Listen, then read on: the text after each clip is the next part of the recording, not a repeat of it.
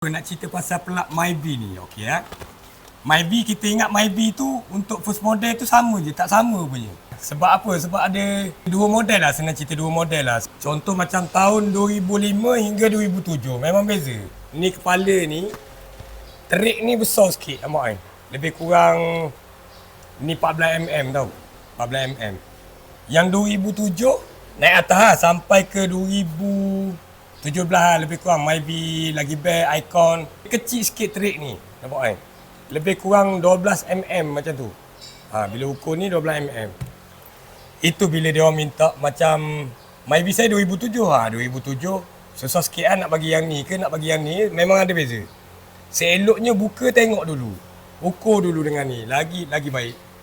Kalau kira dua-dua pun iridium, nampak? Cuma kot lah beza. Kita tengok api dia macam mana, api. Sama, dua-dua iridium.